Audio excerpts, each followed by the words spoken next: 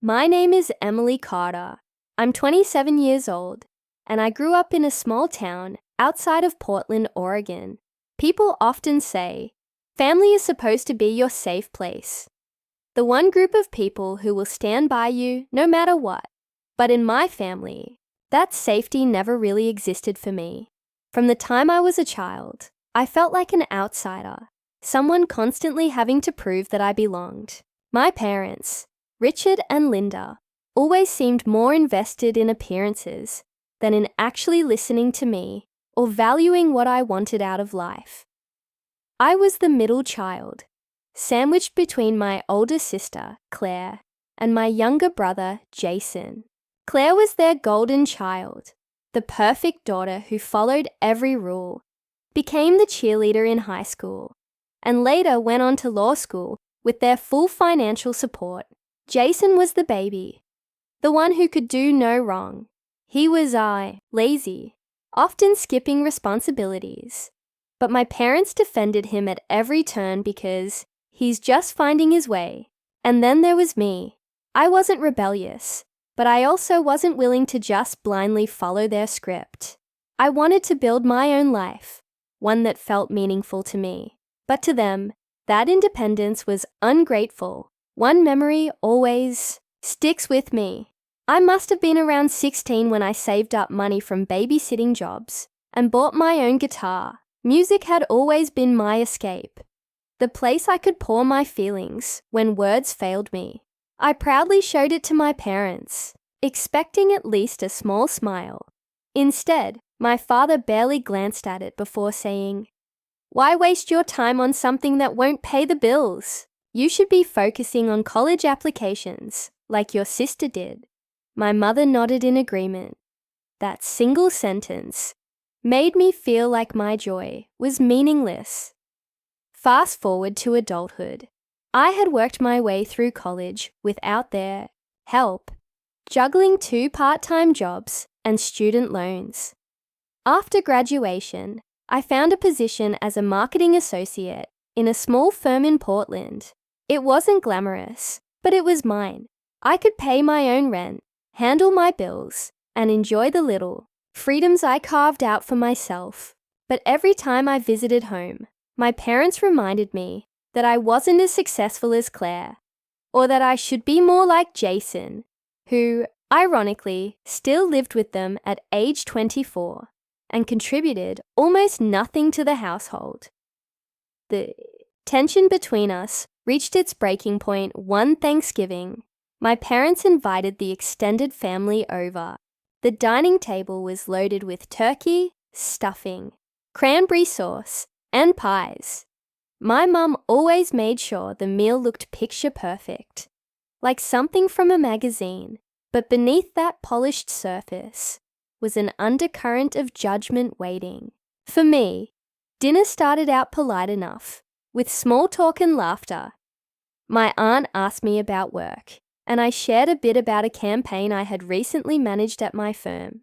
Before I could even finish, my dad cut in, his voice sharp and dismissive. "Emily, when are you going to stop pretending you're doing something impressive? Marketing, that's just glorified advertising. You're not building a real career." The room fell uncomfortably quiet. My cheeks burned, but I tried to smile politely and redirect the conversation. Claire jumped in, bragging about her new promotion at the law firm, and my parents lit up with pride.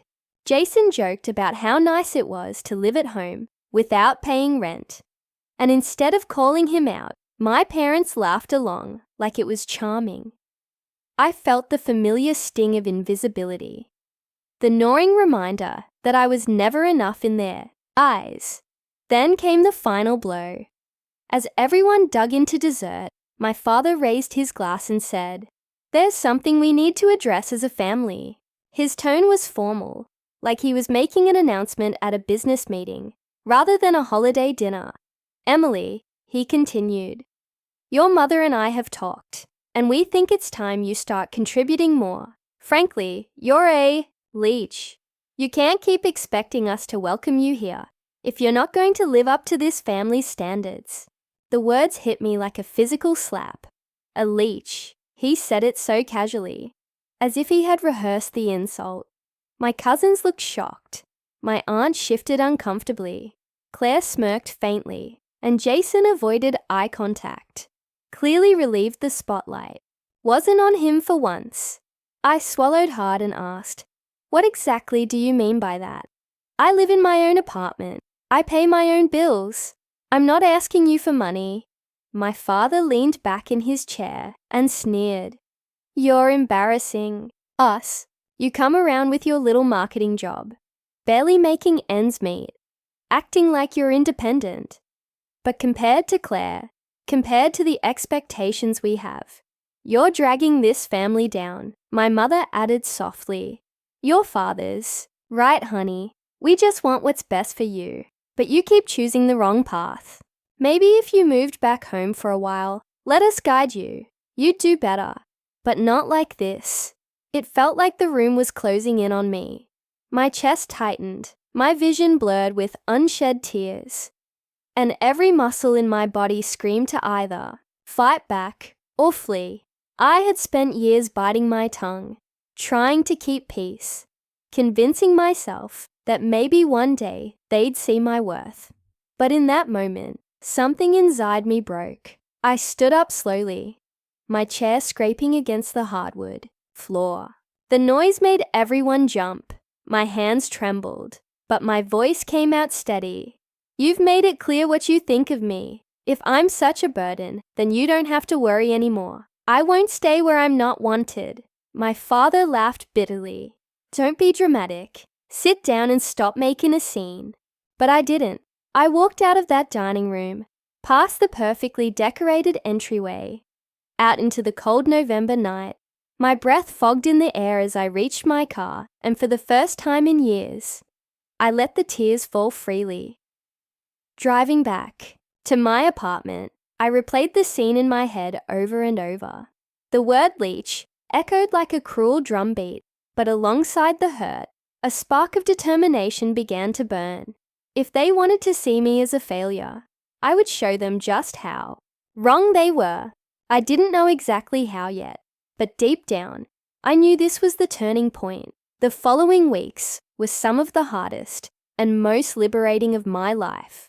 I threw myself into work, taking on extra projects, staying late, and pushing myself in ways I hadn't before. My boss noticed and gave me more responsibility. Slowly, I started building a reputation in the firm as someone reliable, creative, and unafraid of hard work. At the same time, I cut back on unnecessary expenses. I cancelled subscriptions I didn't use, stopped eating out as much, and put every extra dollar into savings. It wasn't glamorous, but it gave me a sense of control. I wasn't just surviving. I was laying the groundwork for something bigger. My parents didn't call to check on me. Claire sent the occasional text, usually boasting about her achievements. Jason liked a few of my social media posts, but never reached out directly. Their silence stung, but it also fueled me. If they wanted to underestimate me, I would let their doubt become the very thing that propelled me forward. By early spring, I had managed to save enough to move into a slightly larger apartment and upgrade my old beat-up car. At work, I pitched an ambitious campaign idea to a major client, and to my surprise, they loved it. The project brought in significant revenue for the firm, and my boss promoted me to team lead. For the first time, I felt like I wasn't just scraping by, I was thriving. And yet, I knew this was just the beginning, because deep down, I wasn't just building a career for myself. I was building a life that would stand as living proof to my family that they had been wrong about me all along.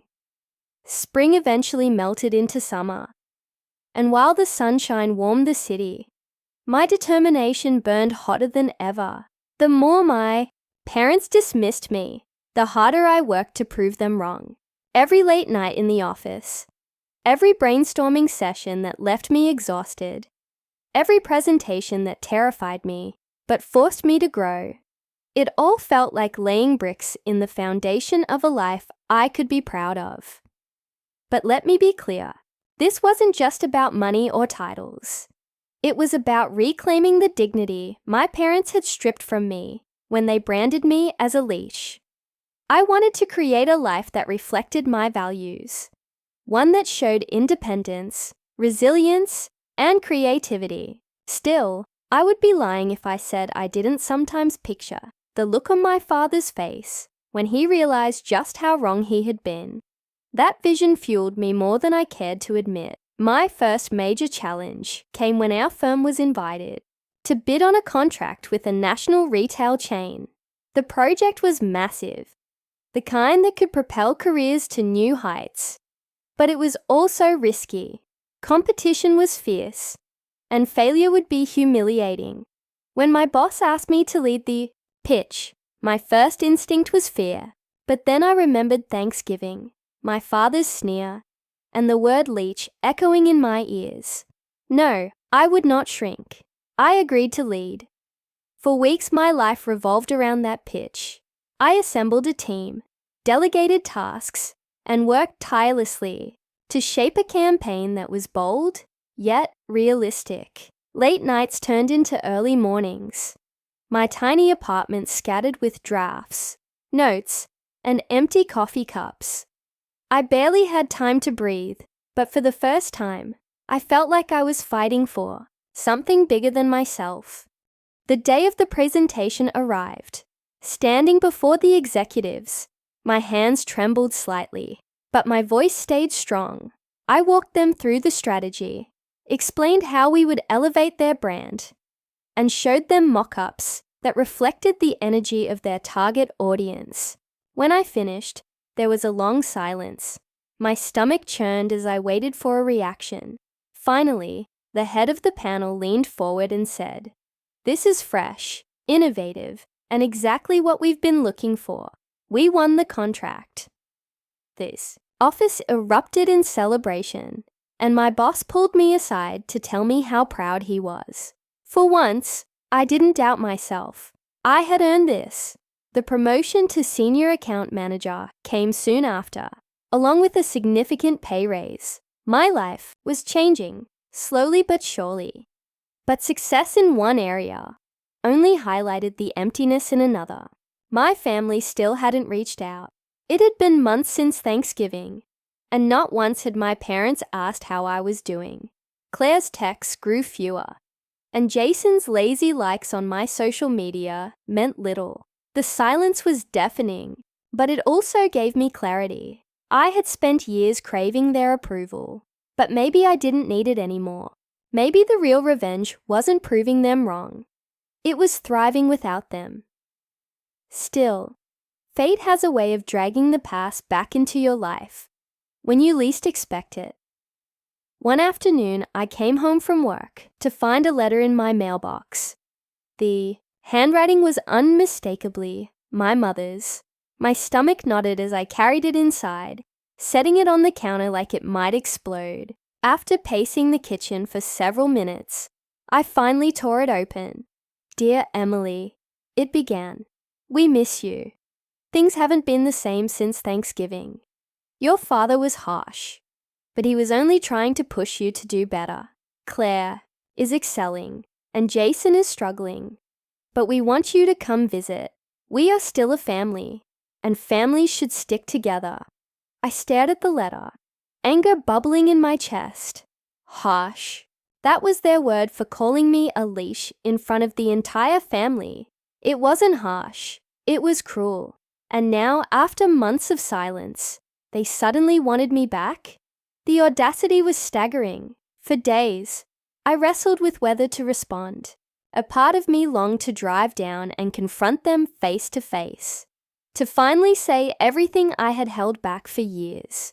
Another part of me wanted to ignore them completely, to let them stew in the absence they had created. But ultimately, I chose a third option. I would show them who I had become, not through words, but through actions. That summer, I invested in myself.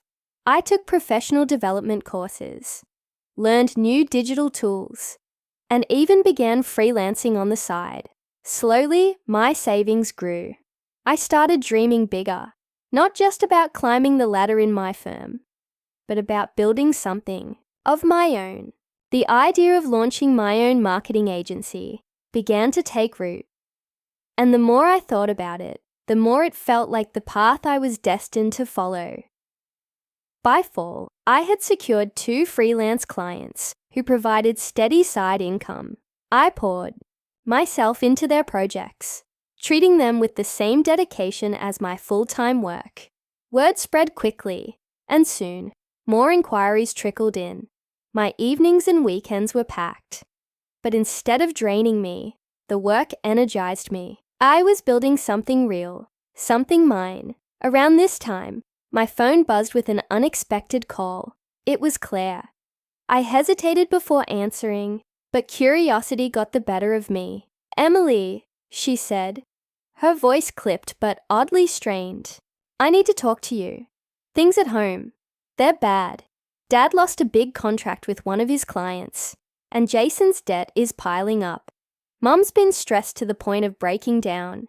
They might lose the house." For a moment, I didn't know what to say. My parents had spent years belittling me, and now they were the ones drowning. "Why are you telling me this?" I asked cautiously. "Because," she admitted, her voice softer now, "they might reach out to you again. Just be prepared." I hung up the phone and sat in stunned silence. The irony was almost too much. They had called me a leech, yet they were the ones living beyond their means, ignoring reality and leaning on Claire until even she was exhausted.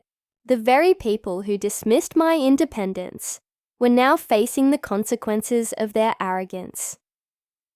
Sure enough, 2 weeks later, my father called. His voice was tight, stripped of its usual confidence. "Emily, your mother and I were hoping we could talk. We may need your help." Help. The word echoed like a strange melody. I thought about all the times I had begged for even the smallest shred of support and been denied. I thought about the word leech, spat at me like venom. And now, here he was, asking for me. I didn't answer right away. Instead, I said calmly, "I'm busy right now, maybe another time." And I hung up. The power of that moment was indescribable. For years, they had controlled the narrative, making me feel small, inadequate, dependent. But now, the tables had turned. I wasn't cruel, but I also wasn't naive. They needed me more than I needed them, and I was determined not to let them manipulate me back into their orbit. Over the following months, I quietly built my freelance work into a small agency. I hired 2 assistants, rented a modest office space, and officially launched Carter Creative Solutions. The name felt symbolic. Carter was my last name, yes, but it was also my way of saying, "This is mine," built from my grit, not theirs. As my agency grew, so did my confidence. We landed clients in retail, hospitality, and even tech startups. Each success felt like another stone in the wall I was building between me and the toxic hold my family once had over me. Yet deep down, I knew the ultimate moment of truth was coming. One day, they would see what I had built. One day, they would understand. That moment arrived sooner than I expected. In late December, I received an invitation to the annual Carter family Christmas dinner. I almost laughed when I saw it. After everything, after the letter, the calls, the silence, they still expected me to show up at their table like nothing had happened. But this time I didn't hesitate. I would go, not to beg for acceptance, not to prove myself, but to stand in the room as the person I had become. Christmas Day arrived, and as I pulled up to my parents' house in my new car, I felt a strange mix of nerves and satisfaction. The house looked the same, with its perfectly decorated porch and glowing lights. But I was no longer the same girl who had walked out that Thanksgiving night. When I stepped inside, the room fell quiet. Claire looked surprised. Jason looked uncomfortable, and my parents froze. I smiled politely, set down the gifts I had brought, and joined the table. The conversation started stiffly, with small talk and awkward glances. Finally, my father cleared his throat. "Emily, it's good to see you. We've missed you." I looked him straight in the eye, calm and steady. "I've been busy building my own agency. Business is going well. We just signed a major contract last week." The silence that followed was heavy. My father's face paled slightly. My mother blinked rapidly, and Claire's jaw tightened. Jason muttered something about wishing he could find work like that. But no one paid him much attention. For the first time in my life, I didn't feel small at that table. I felt strong, confident, untouchable. The revenge wasn't in gloating or throwing their words back at them. The revenge was in the life I had created, the independence I had claimed, and the undeniable proof that I was never a leech. The Christmas dinner that year marked a turning point. For the first time in my life, I wasn't sitting at the table as the fragile daughter desperate for approval. I was sitting there as a woman who had built her independence, brick by brick, fueled by determination, resilience, and the echo of the word leech that had once humiliated me. The awkward silence after my announcement about the agency lingered like thick fog, broken only by the clinking of cutlery and Jason's half-hearted attempts at small talk. My father avoided my gaze for most of the evening, but when our eyes did meet, I saw something there I had never seen before. Hesitation, maybe even regret.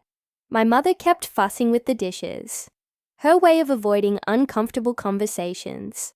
Claire, on the other hand, stared at me with a mixture of irritation and admiration, as if part of her wanted to applaud me, but another part resented that I had finally stepped out of the shadow she and Jason had cast for years. When dessert was served, my father finally spoke up.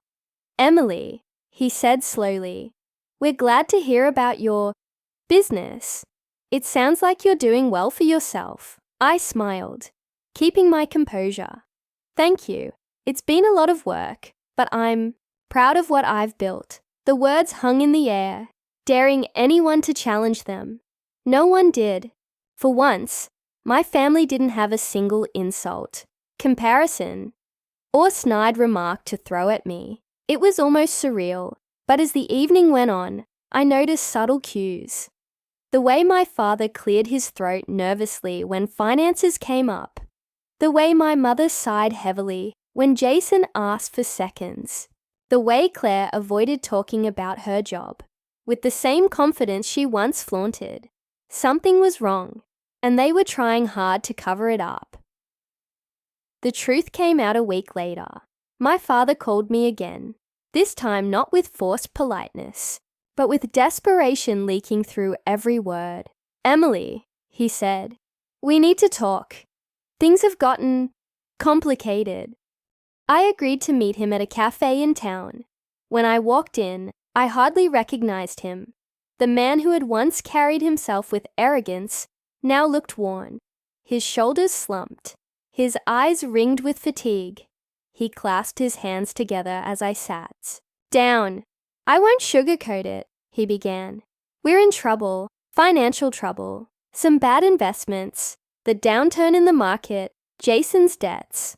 It's all catching up to us. We might lose the house. Your mother is terrified." I leaned back, studying him carefully. The same man who had called me a leech, who had mocked my struggles, was now sitting before me, asking for help. It was almost poetic. "Why are you telling me this?" I asked evenly. "Because," he said, his voice cracking slightly, "you're the only one in the family right now who seems to be stable. Claire has her hands full, and Jason, well, Jason is Jason. We need your support, just until we get back on our feet." For a long moment, I said nothing. I thought about the nights I had cried myself to sleep after his cruel words. I thought about the years of being overlooked, underestimated, dismissed. I thought about the little girl who used to beg for approval at this very man's table. And then I thought about the woman I had become, sitting in that cafe with the power to say yes or no. Finally, I spoke. Dad, when you called me a leech, you made it very clear how you saw me. You humiliated me in front of everyone. Not because you cared about my future, but because you wanted to tear me down. And now, months later, you're asking me to help. His face flushed, but he didn't deny it. I was wrong, he admitted. I said things I shouldn't have. But you've proven yourself. You're not the same Emily anymore. No, I said firmly. I'm not. And that's exactly why I won't let you drag me back into your chaos. He looked stricken, as if the ground had been pulled out from under him. So you're just going to abandon your family? I took a deep breath. I'm not abandoning anyone. I've been abandoned for years. By all of you. I begged for support, and you laughed at me. I needed encouragement, and you gave me ridicule. If family only shows up when they want something, then what kind of family is that? He had no answer. That night, I went home with a mixture of emotions swirling inside me. Part of me felt vindicated, but another part of me felt the sting of loss. This wasn't the ending I had dreamed of as a child, where my family finally embraced me and told me they were proud. This was messy, painful, and real. Weeks passed, and word spread that my parents were indeed in deep financial trouble. Claire called me in tears, saying she didn't know how much longer they could hold on. Jason avoided the subject altogether, too embarrassed to admit his part in their downfall. And me? I kept working. My agency was thriving, and new opportunities were opening up. One of those opportunities was a speaking engagement at a national marketing conference. Standing on stage in front of hundreds of professionals, sharing my journey and strategies, I felt a surge of pride, unlike anything I had ever experienced. The applause was thunderous, and as I looked out over the crowd, I realized that this was my true family now, a community of people who valued me for my skills, my ideas, and my determination. Not long after the conference, I received a message that would change everything. It was from a lawyer representing my parents. They were considering selling the family home and wanted to know if I was interested in buying it. I laughed out loud when I read it. The house that had been a prison of judgment, a stage for my humiliation, was now being offered to me like a prize. I thought about it carefully. Part of me wanted to buy it out of spite, to stand in those halls as the rightful owner and declare my victory. But another part of me knew better. That house was filled with ghosts I no longer wanted to live with. I wrote back politely, declining the offer. Instead, I used the money I had saved to purchase a different property, a sleek office space, downtown for my growing agency. On the day we moved in, I stood in the empty lobby, sunlight streaming through the tall windows, and felt a peace I had never felt before. This was mine, not borrowed, not inherited, not handed down with strings attached, mine. The final twist came almost a year later. My parents did lose the house, and they moved into a small rental across town. Jason continued to drift aimlessly, while Claire managed to hold on to her job, but seemed increasingly bitter. One afternoon, I received another letter, this time, not from my mother, but from my father. It was handwritten, shaky, and surprisingly vulnerable. Emily, it read, I don't expect forgiveness, but I want you to know that I see you now. I see the strength, the determination, the success. You are everything we failed to recognize. I am sorry. I hope one day you can find it in your heart to let us back into your life. I folded the letter carefully and placed it in a drawer. I didn't respond. Not out of cruelty, but out of self-preservation. Forgiveness is complicated. And while part of me wanted to believe his words, another part of me knew that wounds like mine don't heal overnight. In the end, my revenge wasn't loud or dramatic. It wasn't about cutting ties in a fiery explosion or flaunting my success at every turn.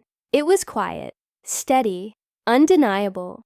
My revenge was the life I built, the independence I claimed, and the peace I found without their approval. And maybe that's the lesson in all of this. Sometimes revenge isn't about making others suffer. Sometimes it's about proving to yourself that you can rise above the pain they caused and create something beautiful out of the ashes. When I look back on that Thanksgiving night, when my father's words sliced through me like knives, I no longer feel anger. I feel gratitude, because without that moment, without being pushed out of the nest so violently, I might never have discovered my wings. Today, my agency continues to grow. I mentor young women who remind me of myself, eager, uncertain, yearning for validation. I tell them what I wish someone had told me. You are not defined by other people's opinions. You are defined by the choices you make and the life you build. And as for my family, they remain on the sidelines of my story. I don't hate them. I don't wish them harm, but I no longer need them. I've learned that family isn't always blood. Sometimes it's the people who stand beside you when you're at your lowest, the ones who believe in you when no one else does. That, to me, is the ultimate revenge. Not bitterness, not cruelty, but freedom.